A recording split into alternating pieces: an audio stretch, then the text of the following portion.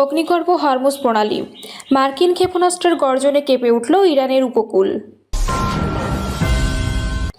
জানাবো মার্কিন পঞ্চম নৌবহর কাঁপালো ইরান, ফেলে দিল মার্কিন ড্রোন।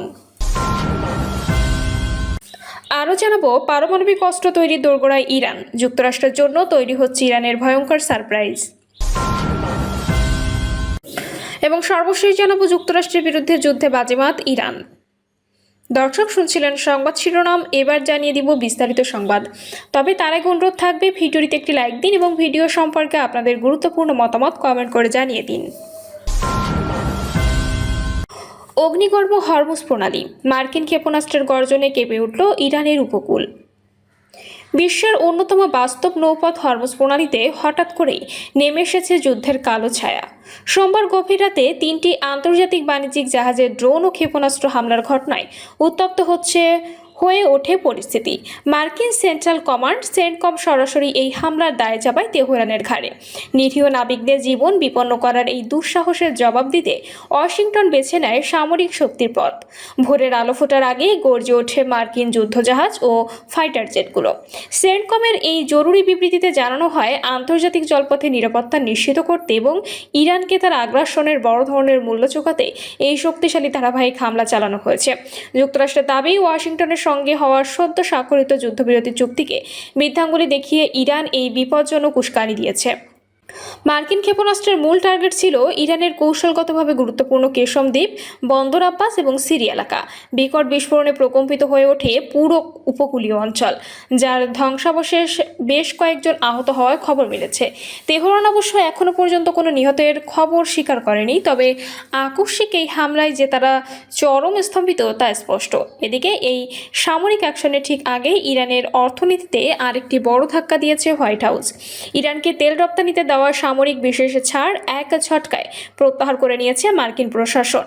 এর ফলে গত মাসে দুই দেশের মধ্যে হওয়া ঐতিহাসিক সমঝোতা স্মারকের মূল অর্থনৈতিক সুবিধায় বেচতে গেলে যা তেহরানকে কার্যত একঘরে করার শামিল। মার্কিন এই পদক্ষেপকে অসৎ উদ্দেশ্য ও চরম অবিশ্বস্ততার বহিঃপ্রকাশ বলে তীব্র নিন্দা জানিয়েছেন ইরানের পররাষ্ট্র মন্ত্রণালয়। ইরানের ওপর পররাষ্ট্রমন্ত্রী এক হুঁশিয়ারি বার্তায় বলেছেন, ওয়াশিংটন চুক্তি লঙ্ঘন করে পারস্য উপসাগরকে যুদ্ধের মুখে ঠেলে দিয়েছে। জাতীয় নিরাপত্তা ও সার্বভৌমত্ব রক্ষায় তেহরান এখন যে কোনো মুহূর্তে কঠোর ও নির্মম পদক্ষেপ নেবে। আগুনে ঘি ঢেলেছে আঞ্চলিক দুই পরাশক্তি কাতার ও সৌদি আরবের বক্তব্য। কাতার সরাসরি দাবি করেছে তাদের তেলবাহী জাহাজ আল রোকাইয়াত এই হামলার পেছনে রয়েছে ইরানের হাত। অন্যদিকে সৌদি আরবও জানিয়েছে যে হরমুজ প্রণালী পার হওয়ার সময় তাদের ওয়াদিয়ান নামক জাহাজে হামলা চালিয়ে বৈশ্বিক জ্বালানি সরবরাহ ব্যবস্থাকে ধ্বংস করার চেষ্টা করছে তেহরান। তবে সব অভিযোগ অস্বীকার করে ইরানের পররাষ্ট্র মন্ত্রণালয়ের মুখপাত্র ইসমাইল বাঘাই একে প্রতিবেশীদের অসৌজন্যমূলক আচরণ বলে আখ্যা দিয়েছেন। তার দাবি, জাহাজের ট্র্যাকিং সিস্টেম বন্ধ রাখা এবং ইরানের সাথে সমন্বয় না করে নৌপথ ব্যবহার করার কারণেই এই দুর্ঘটনাগুলো ঘটেছে। এখানে ইরানের কোনো হাত নেই, বরং ইরান এই আন্তর্জাতিক প্রণালীর নিরাপত্তা নিশ্চিত করতে কাজ করছে। মাত্র এক মাস আগে যে 14 দফা সমঝোতা স্মারকে দুই দেশ যুদ্ধবিরতি বাড়িয়েছিল, আজ তা কাগজের টুকরোয় পরিণত হয়েছে। সমুদ্রপথে বিশ্বের 1/5 তেল ও গ্যাস পরিবহনের এই লাইফলাইন এখন কার নিয়ন্ত্রণে থাকবে তা নিয়ে শুরু হয়েছে চরম মনস্তাত্ত্বিক ও সামরিক যুদ্ধ। মার্কিন পঞ্চম নৌবহর কাঁপালো ইরান, ফেলে দিল মার্কিন ড্রোন। উত্তাল পারস্য উপসাগরের জলসীমা ছাপিয়ে বারুদের গন্ধ ছড়িয়ে পড়েছে পুরো অঞ্চলে। দীর্ঘদিনে যুদ্ধবিরতি এবং বহুল আলোচিত ইসলামাবাদ সমঝোতাকে বৃদ্ধাঙ্গুলি দেখিয়ে মার্কিনী বাহিনী ইরানি ভূখণ্ডে বিমান হামলা চালালে পাল্টা আঘাত হানে তেহরান। ইরান এক যুগে ড্রোন ও ক্ষেপণাস্ত্রের পসরা সাজিয়ে মার্কিন সামরিক ঘাঁটিতে শুরু করে নজিরবিহীন তাণ্ডব। ইরানের এই ঝটিকা অভিযানে তাসের ঘরের মতো কেঁপে উঠেছে বা মার্কিন সাম্রাজ্যের ভিত। আইআরজিসির তরফ থেকে এক বিবৃতিতে জানানো হয়েছে, প্রাথমিক প্রতিশোধ হিসেবে তারা এক রাতে মার্কিন সামরিক বাহিনীর অন্তত 85টি স্পর্শকাতর লক্ষ্যবস্তুতে নিখুঁত নিশানা লাগিয়েছে। বাহরাইনের পোর্ট সালমান, মার্কিন পঞ্চম নৌবহরের প্রধান কার্যালয় এবং কুয়েতের আলী আল সালেম বিমান ঘাঁটি এখন ইরানি ক্ষেপণাস্ত্রের আগুনে জ্বলছে। ঠিক যখন এই বিধ্বংসী আক্রমণ চলছিল, তখন আকাশপথে বাগড়া দিতে আসে আমেরিকার গর্ব সর্বাধুনিক প্রযুক্তির MQ-9 ডিপ রেড ড্রোন। কিন্তু ইরানি আকাশসীমার কাছাকাছি আসতেই আইআরজিসি ডিফেন্স সিস্টেমের রাডারে ধরা পড়ে, যা যায় সেই যান্ত্রিক পাখিটি। বুশারের প্রদেশের খুরমুজের আকাশে ইরানের বিমান প্রতিরক্ষা ব্যবস্থায় ছোড়া একটিমাত্র ক্ষেপণাস্ত্রের আঘাতে চোখের পলকে আকাশের টুকরো টুকরো হয়ে ধুলোয় মিশে যায় কোটি ডলারের সেই মার্কিন ড্রোন। ইরানি মুখপাত্র ব্রিগেডিয়ার জেনারেল হোসাইনি মোহাম্মদী আজ সকালে বেশ নাটকীয় ভঙ্গিতে এই আকাশ জয়ের খবর বিশ্ববাসীকে জানান। তিনি স্পষ্ট ভাষায় বলেন, মার্কিন সন্ত্রাসী বাহিনী যখন রাতের অন্ধকারে ইরানের ফরমোজগান ও মার শহরের উপকূলীয় বেসামরিক স্টেশনগুলোতে কাপুরুষোচিত বিমান হামলা চালিয়েছিল, ঠিক তখনই আমাদের বীর সেনারা খরমুজের আকাশে মার্কিন ড্রোনটিকে শিকার করে উপযুক্ত জবাব দিয়েছে। ইরানের সামরিক নীতি নির্ধারকদের দাবি, মার্কিন এই আকস্মিক বিমান হামলা আসলে কোনো সামরিক কৌশল নয়, বরং এটি তাদের চরম রাজনৈতিক পরাজয়ের এক চরম হতাশার বহিঃপ্রকাশ।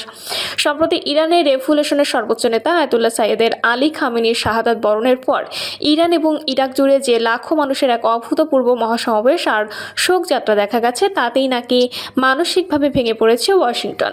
সেই ঐতিহাসিক শোকের ঢেউকে আড়াল করতেই আমেরিকা এই আগ্রাসনের পথ বেছে নেয়। চলতি বছরের 28শে ফেব্রুয়ারি মার্কিন ও ইসরায়েলি যৌথ বাহিনীর অতর্কিত বিমান হামলায় শহীদ হন আয়াতুল্লাহ খামেনি। তার বিদায়ের পর পুরো শিয়া মুসলিম বিশ্বজুড়ে কান্নার রোল উঠলেও তা মুহূর্তে রূপ নেয় প্রতিশোধের অগ্নি স্ফুলিঙ্গে। তেহরানে এবং মঙ্গলবার লাখো মানুষের ঢল নামার পর আজ বুধবার ইরাকের পবিত্র নগরের নেজাম ও কারবালাতেও চলছে খামেনির অভূতপূর্ব বিদায়ী শোক মিছিল। আমেরিকা ভেবেছিল এই শোকের মুহূর্তে হামলা চালালে ইরান হয়তো দিশেহারা হয়ে পড়বে, কিন্তু ইরানের নৌপ্রধানের হুঁশিয়ারি যেন সেই ধারণাকে পুরোপুরি গুড়িয়ে দিয়েছে। তিনি সাফ জানিয়ে দিয়েছেন, সন্ত্রাসী মার্কিন প্রশাসন এবং অবৈধ ইসরায়েল শক্তির ওপর খুব শীঘ্রই ঐশ্বরিক প্রতিশোধ নেমে আসবে, আর এই 85টি ঘাঁটিতে হামলা তো কেবল শুরু। আয়াতুল্লাহ খামেনির দেখানো পথেই তেহরানের সশস্ত্র বাহিনী তাদের চূড়ান্ত লক্ষ্য পানে এগিয়ে যাবে।